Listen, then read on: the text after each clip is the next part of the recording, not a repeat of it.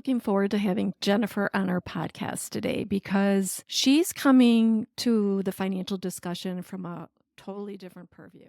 And hers is the fact that she has suffered not only physical abuse and sexual abuse, but also financial abuse in her relationships and in her family. One thing she said was she was in such a toxic family that she thought that was almost normal, right? Until she realized by getting out of it and talking with other women that wasn't normal. She's very brilliant in the way that she was able to do the hard work to overcome all of this abuse and start And Rise, which is an organization that she's now helping other women get out of these abusive relationships. And we talk with her about all the different kinds of abuse, but really focusing on the financial abuse and the red flags that show that you are in a financially abusive relationship. That was so interesting.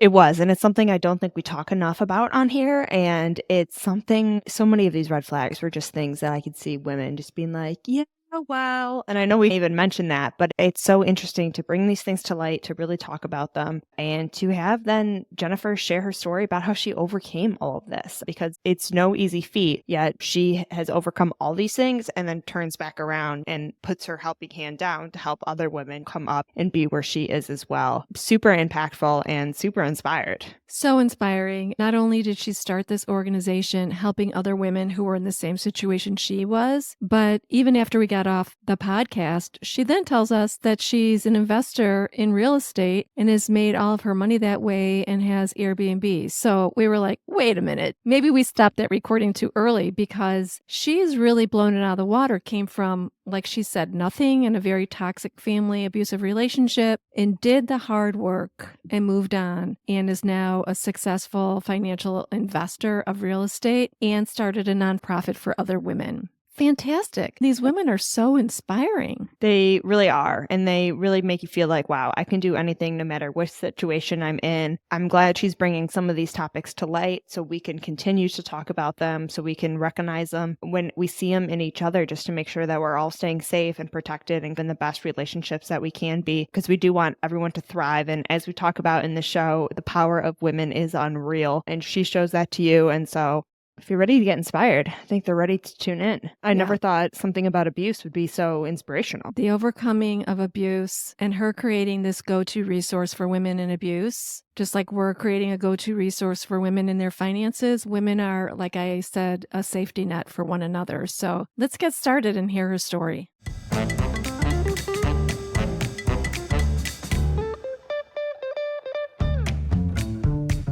Gloria Steinem once said, "We will never solve the feminization of power until we solve the masculinity of wealth." Barbara Provost and Maggie Nielsen are the team at Purse Strings that will help you navigate the ins and outs of financial independence so that you can be financially fearless. This is Women in Money, the shit we don't talk about.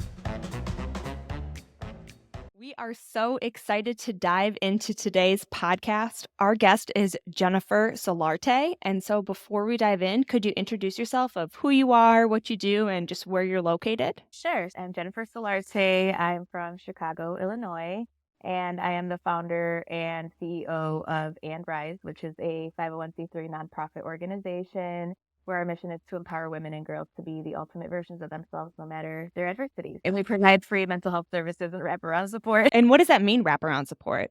So it's essentially services that are supporting. So we have our mental health services, and then we have wraparound support. So we have financial education workshop, career development. So we help with resumes and mock interviewing skills. And then we do a ton of workshops that either help with just advocating for women, advocating for themselves. So we do like custody and protect or child support workshops, order protection.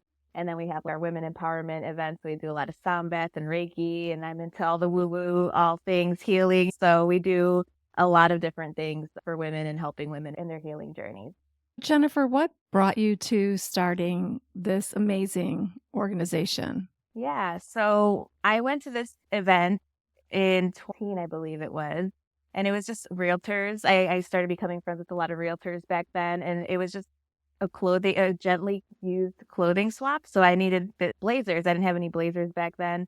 So I was like, I'll just go. And then I thought it was just going to be a swap and you leave, but then all the women started sitting in a circle together, and then they all start talking about their downfalls and their triumphs, and they're crying, and it was just like the most beautiful thing that I had ever been a part of, and I just felt so incredibly inspired being there, and I was like, I want to do this. I want to tell people about my story and what I've been through and like how I overcame. And then it just started in my living room, just with a couple of girls that would come to the events. And then I absolutely fell even more in love with it. And I was like, I got to figure out how to do this for like my job. I finally realized that's what I wanted to do with my life. And then initially when I started And Rise, I wanted to work with women entrepreneurs. I could be a business coach and help people with their businesses. But then COVID happened and trauma and abuse was this freaking huge theme at that time. So that's how that all happened. I started doing trauma and abuse because it just kept coming up in our support groups. And then I realized that was what I was supposed to do with my life, is working with survivors and things like that. And I'm a survivor myself. So it literally, I think it just fell into my lap in a very pretty, I always say God put it in a pretty little package and he said, here you go, figure it out.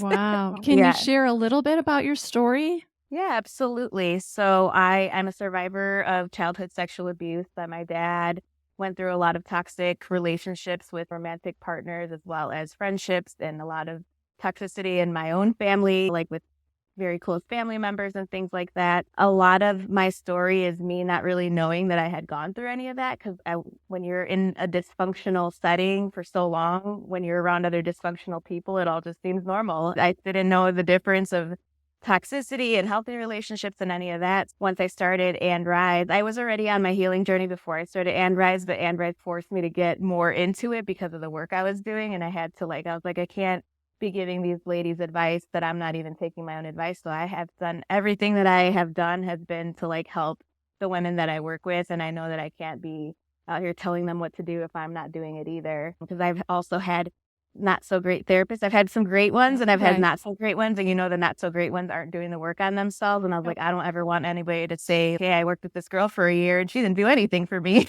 Yeah. So that's how it all came about. And a lot of the services that we offer are based on my personal story. Went through financial abuse, didn't even know that was a thing. And it took me years, a long portion of my life to get out of that debt that I was in, and just unlearning all the toxic things I learned about money. And there's just a lot of stuff there. And Rise has helped me heal so incredibly much. So that was something I wasn't expecting to get out of this. But yeah, I absolutely love what I do. We appreciate you sharing your story, and it's heartwarming to me that when you get these women together in your house, it's a small community. We do really open up and we share our stories when we feel like we're in that safe space. It is so moving, and you learn new things, that what is normal, what's not normal, that this is financial abuse, or that we shouldn't be treated that way. Just to kick off, given your experience working with survivors of trauma and abuse, talk a little bit more about this intersection between financial abuse and emotional trauma in relationships.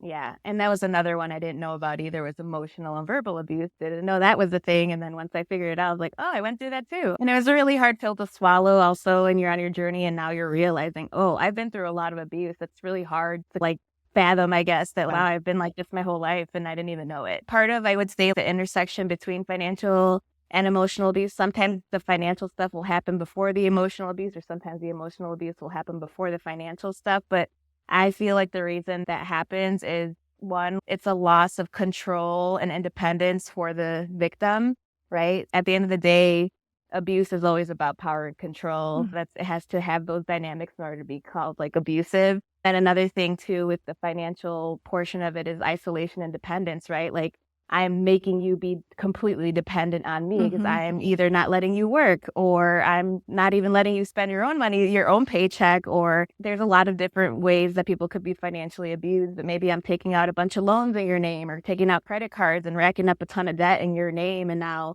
if the victim are trying to escape, they can't because they don't have any credit, or they're just so much in debt.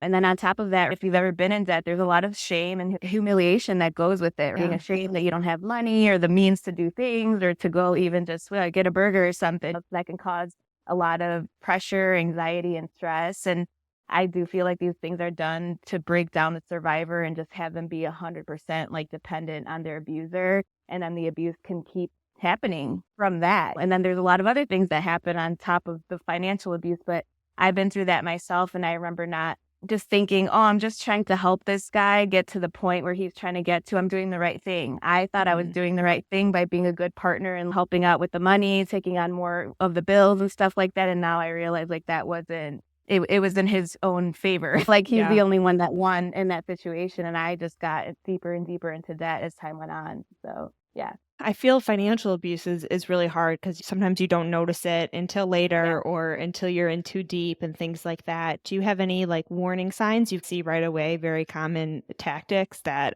start raising red flags for you? Yes. And people always give me the side eye, but it's okay. No, we're here for it. Moving very fast. So many ladies where they meet somebody and they're like, he wants to get married. Oh my God, I'm so special. And they probably are special. Don't get me wrong. But when people are moving very quickly, that is a huge red flag. If you're going to be here forever, we're doing this, or I'm your girl, you're my guy, what is the rush? Why do we have to get married in a week or in a month? Or why do we have to move in right away together? Why are we talking about our finances within? I think it's fine to talk about those things, but within reason, right? You don't want to tell somebody that you don't know that too much information, especially some people are predators and they will look for women specifically that are very nice and that have good jobs and that have their stuff together and they're leeches. They will leech off of you as much as they can and they'll take you for everything that you got. So I think that those are big ones. It's just like moving really fast, asking questions about your finances or your personal things that especially if it's uncomfortable, don't answer. You don't have to answer the question because why does it matter? Why does my finances have anything to do with like you and me? You guys know what I mean. So it matters, especially in the beginning. It's a really big red flag. Also, if they're telling you straight off the bat, hey, I don't have a lot of money, or hey, I'm in this bad position. I live at home with my parents, right? That's a big one too. That I hear a lot, or I'm home taking care of my sick parent, when really their sick parents are letting them live with them.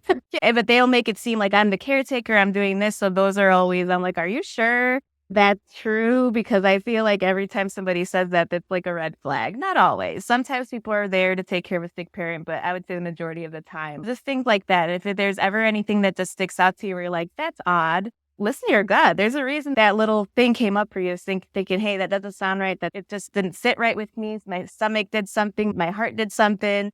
And I always remind people, like, we have to listen to those cues that our body gives us, because sometimes our body knows before our mind can even process what's going on.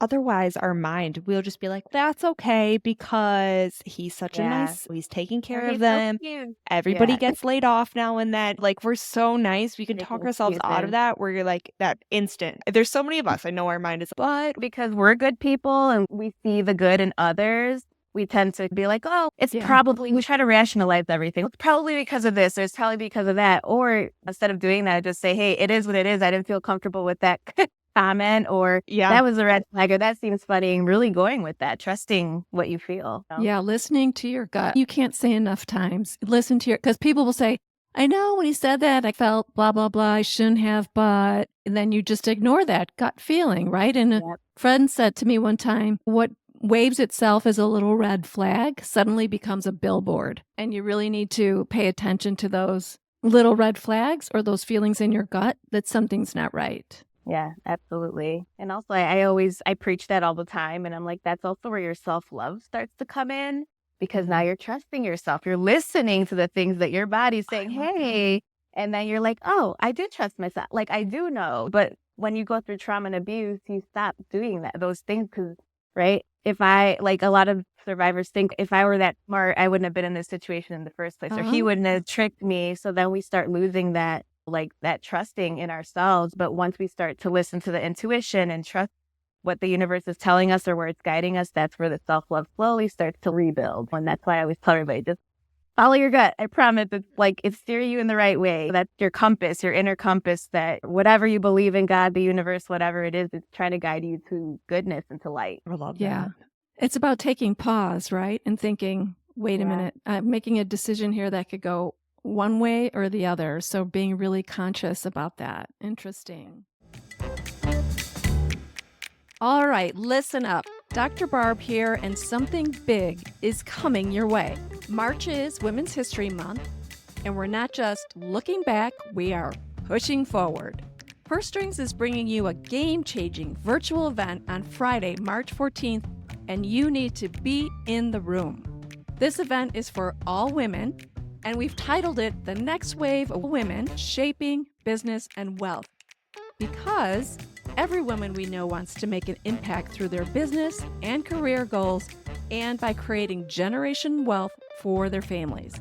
This isn't just another feel-good event. This is a 90-minute, no-nonsense, action-packed session with 3 powerhouse female coaches who will teach you how to own your authority, demand what you deserve, and create unstoppable momentum with your finances. And here's the best part. Every attendee, we're donating to And Rise, a nonprofit helping women escape financial abuse. Because when women rise, we all rise. So mark your calendar, tell your friends, and join the movement. Check out our show notes for the link to grab your ticket and more details. We will see you there. How can financial abuse specifically impact a woman's ability to heal from domestic violence or other forms of abuse? Yeah. Trapping the victim can make them feel isolated. A lot of the times they feel like nobody would get it if I told them. They would think that I'm an idiot, or they would think all these things about me. We just start spiraling in our heads. And then it starts to erode our own self-esteem, which then, like what I just said, right? When you're going through that, it doesn't really allow you to trust yourself, right? You start to question everything, especially when you're in an emotionally abusive relationship and maybe they're gaslighting you a lot and making you think you're crazy. Then you're questioning, am I crazy? Is something wrong with me? That what happened to me. My abuser would always tell me that I was crazy and like, why are you like this? And then there was a point in time where I was starting to think, man, I must be really bad because I can never do anything to please this person. I'm always doing something wrong. We're always fighting. So it has to be me, because what else could it have been? And then another thing that I would say too is you can't escape. Even if you decided, okay, I don't want to be with this person anymore, but now I can't because I have no money, or they took all my money, or now they'll know that I'm trying to escape if I spend the money, or whatever the case is. So it can like just add more fear and anxiety to you. And then obviously there's like the long-term impact, right? So like they could ruin your credit. You don't have any type of financial means or any type of way to even take care of yourself, or sometimes your children. And that can be extremely stressful and scary. Just like I said earlier too, like right now, if I can't even go to Burger King and buy a burger, like that's not a good feeling at all. And it can just add to everything else that's going on. Love that. And start to realize, wait a minute, it's not me. And financially get yourself in a place, if you can, where you can have a choice. Yeah. I always explain to my clients too, we have so much power, especially as women. We have so much power. We just don't always remember that. But everything in life is a choice. We either choose to stay in that relationship that isn't making us happy, or we choose to leave. And when it comes to domestic violence, and if there is violence present, that's not what I'm referring to right now as I'm talking about this. If there's physical violence happening, you need to take other steps to make sure that you're safe. But if there is no violence, then what I'm saying now is towards that. One, you understand that you're not happy, right? And then, okay, so I'm not happy in this relationship. What am I going to do? Do I need to leave it? Do we need to go to counseling? Whatever? And then you get to decide that. And I think that's where the power comes in, is that you get to decide where your life goes from here. Do I want to be single now, or do I want to work this out? Whatever it is, and it's going to make you feel good about yourself and the relationship, then I say go for it. But also, once you recognize it, then you can start doing something about it, right? Because if we don't realize that there's a problem, how can you change it? So that's the first step, is realizing that there's a problem. I'm not happy, whatever it is that's coming up for you, and naming it. I believe in even saying it out loud. I am unhappy in this relationship because they don't respect me, or whatever. I'm broke all the time, whatever it is, and just naming it. And then you can take your next step, right? Whatever that might be. For me, I was in a lot of credit card debt as well. I love credit card debt. I love credit cards because I think that they can be really great if you know how to use them properly, as you all know. But if you don't, you can get yourself into a lot of trouble, just like I did. If you have bad credit, I would recommend like a credit building agency or somewhere that can help you rebuild your credit, right? Especially if your goal is to buy a house one day or something like that, you need to have decent credit. Escape planning is a huge thing for domestic violence survivors. You can call a domestic violence hotline and they can help you create an escape plan. And then they'll tell you things like making sure that you have an extra bag of clothes for you and the kids, just in case you got to get up and go one day. Make sure you have important documents like your license or ID or a passport or medical documentation and things like that. That way, if you ever need to go, you have all that stuff in line. If possible, starting to save any type of money that you can and putting it in like a separate or secret account. Mhm. Even if it's $5 a week, $5 a month, whatever it is that you can possibly save, that is going to take you a long way than walking away and then having $0 Right. at all. And so escape planning is a really important thing. And then job training programs, right? Maybe you've been out of work for a while, or you chose to be a stay-at-home mom and maybe it's been several years and you've lost some skills or whatever. Finding like organizations like us, we can help you with your resume, we can help you with interviewing skills, or there's tons of other organizations that can help you just build those skills, right? Whatever that might be, whatever it is that the field that you're trying to get into. Financial education workshops and even domestic violence shelters and hotlines can help with those things, like helping you financially plan what you might need, or just even getting you shelter or clothing, housing, whatever it is, or even food. Some people struggle with just getting food and groceries too. So yes, hope that answers the question. Yeah, those are a lot of great resources. And when you were talking, I remembered that this one lady was like, if you were on an allowance or you don't get a lot of income Yeah. because of that financial abuse, sometimes they'd be like, throw on a $20 like gift card every time you go grocery shopping if they're not Oh, yeah. checking their receipts. So it's you can stack up some That's a gift great card idea. money or things like that. We all, no matter what, we're all at Target, we're all at Walmart, we're all getting groceries or trying to. And so some of those things is not an easy way, but another way to store some cash away to get that, to start protecting yourself. I love that. I never heard of that before, but that's a really great idea. Yeah. Yeah, as long as they're not checking receipts, that's your job or your Right. duty of the house, right? In your experience with Anne Rise, what are some of the key resources and support systems that help women regain their independence after trauma, especially with financial independence? I know you talked some about, building the credit and stashing some money. What are some resources Anne Rise has to offer there? Yeah, so we actually offer bi-monthly financial education workshop. It's very basic though. So like it's budgeting, it's saving, it's credit building, that type of stuff. Mhm. And we also have two people that we work with. One of them, like she has her own coaching program. She's a financial coach. So if people wanted to work with her, they have that option. And then we also have like Capital One Cafe. Mhm. So I think everybody gets up to 3 like private coaching sessions with the Capital One advisor. Mhm. And it could just be whatever, right? I'm just getting out of this relationship and it's starting over. What do you suggest? Or I have $50,000 in my account. What do I do now? So it's just really trying to get a better understanding. And I was really excited when they started that program because I think a lot of the people we work with need that one-to-one because their situations are so specific. So that's what we help with when it comes to financial education. With March being Women's History Month, how do you think empowering women financially can play a crucial role in promoting gender equality and women's rights? Yeah. I think the last time I checked, it was like women have 80% of buying power. I would say the number's again, even higher. I think that's like an old figure. I didn't get to check to see what the new one is. But again, it goes back to what I said earlier. We have so much power Yep. that we don't even realize. So if we all stopped buying for a week, what would happen to the economy? I'm not telling anyone to do that, but I'm just saying we have so much power, buying power. And a lot of the reason things are the way they are is because of, sorry, that didn't make sense. Let me start over. So also too, when the economy is doing well, a lot of that is due to women being also the main people doing the buying, right? They're usually the ones that are making the decisions on what they're buying, Right. how much money is being spent. They're also the ones buying things for their children too. So then they're also doing for that.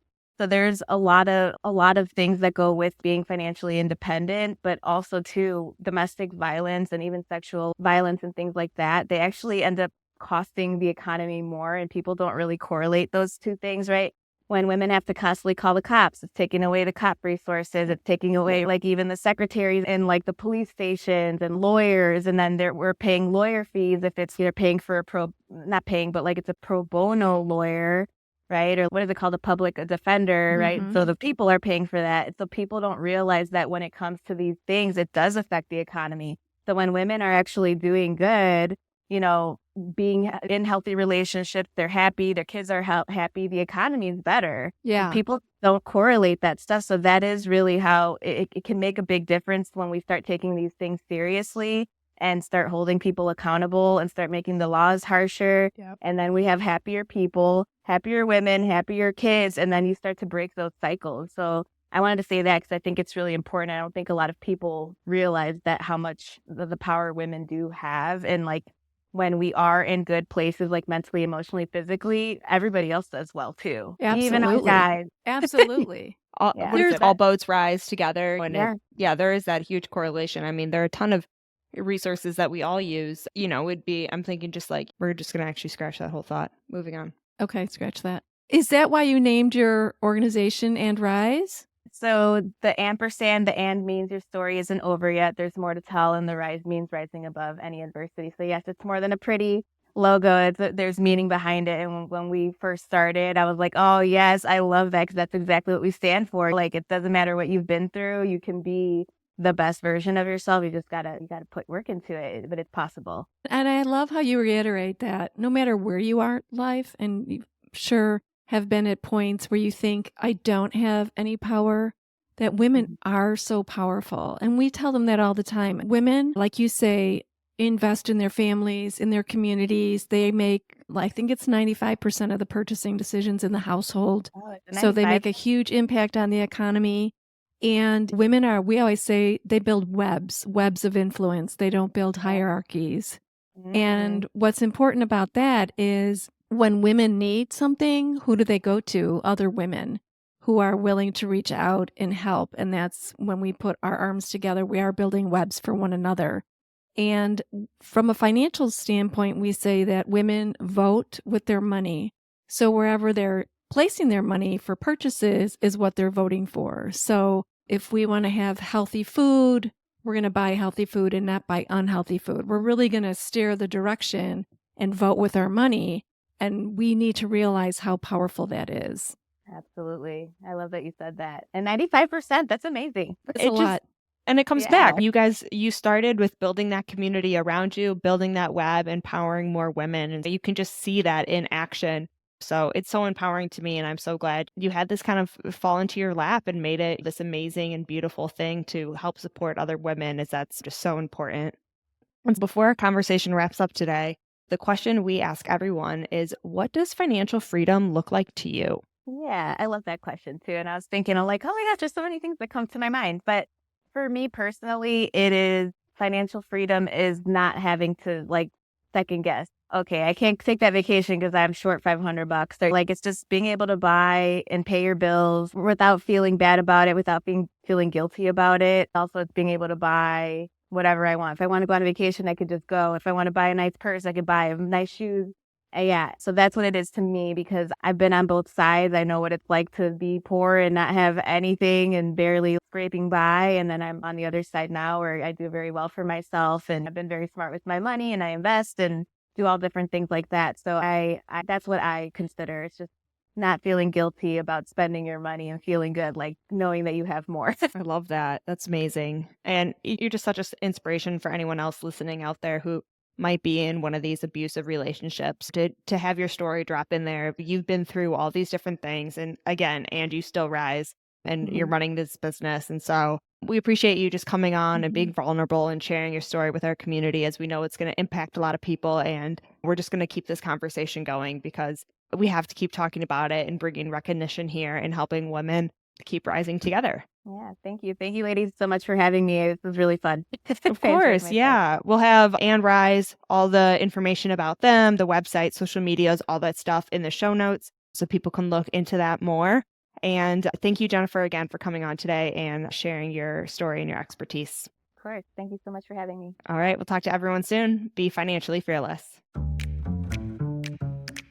You've been listening to Women in Money, the shit we don't talk about.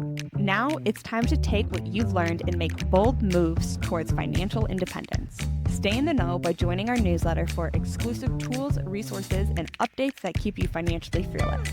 Head to pursestrings.co and sign up today. Need a financial professional who gets it? Turn to PurseStrings' curated directory, your go-to resource for financial experts who know how to put you first. Love this episode? Leave us a review and help us empower even more women to own their financial power. Until next time, be financially fearless.